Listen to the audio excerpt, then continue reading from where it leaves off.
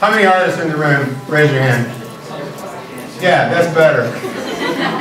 Because the truth is, we're really all artists in one way or another, right?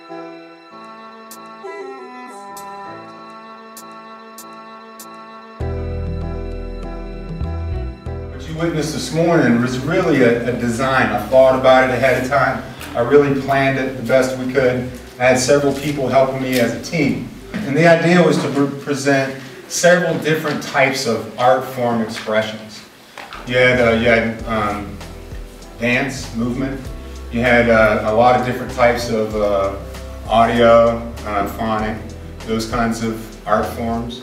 You had visual art forms. You had organizational art forms.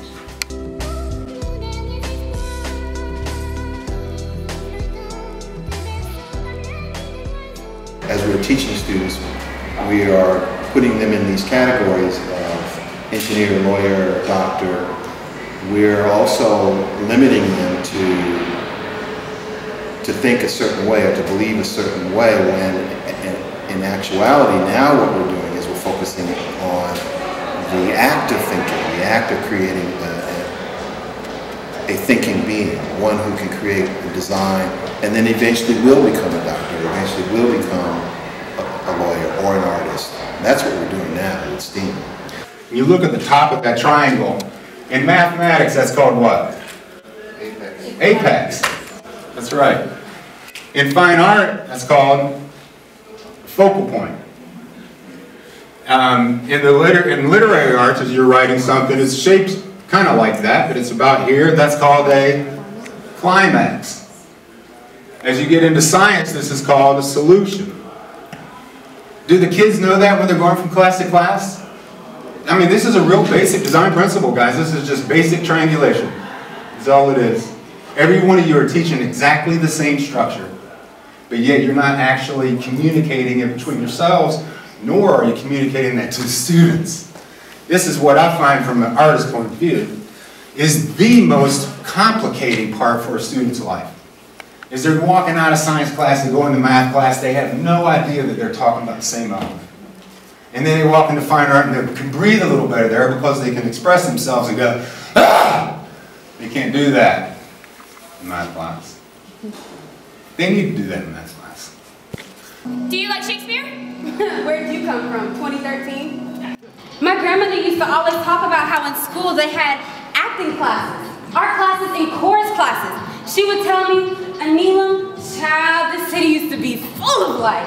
If only they had some of the arts they had back then, like dancing, hip-hop, and sculpting, maybe your generation wouldn't lack so many morals, independence, and expression. You would think someone would have taken a stand to get our creativity back.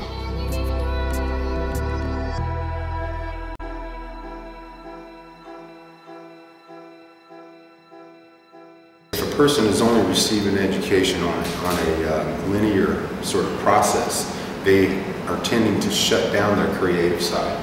And so that's not a full rounded thinker like what you're talking about.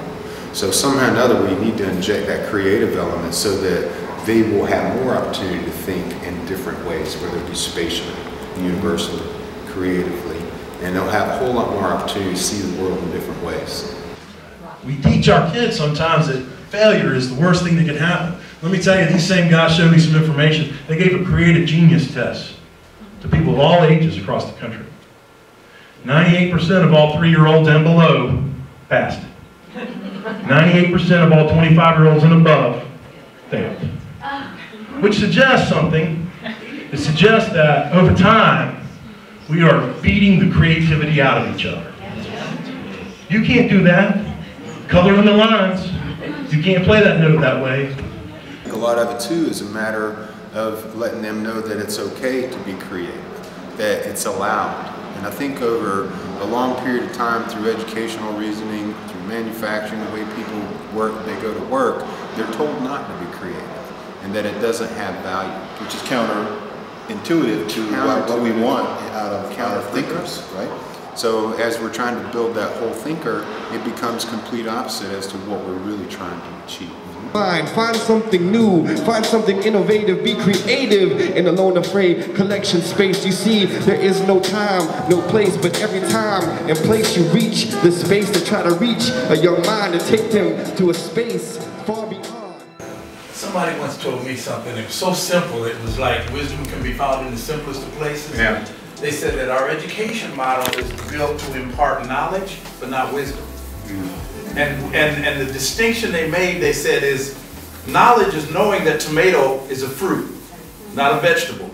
Wisdom is knowing that you don't put it in fruit salad. Simple as that. But we teach the knowledge part without the wisdom and the application in real life and the innovative way to think about life. So I just like that as a simple synopsis about how education needs to go beyond just the knowledge, but the wisdom. And the artistic and creative process helps create that. When we really get down to it, when you really think about this whole concept of STEAM and STEM, we have everything we need in our schools. We always have. Every single year that we produce students, we're always successful at making people who can think. So the concept of building innovative thinkers is already there. The question is, what do we want out of those students we graduate? Now, do we want people who can just function as templates, or do we want people who can become innovators, build industry?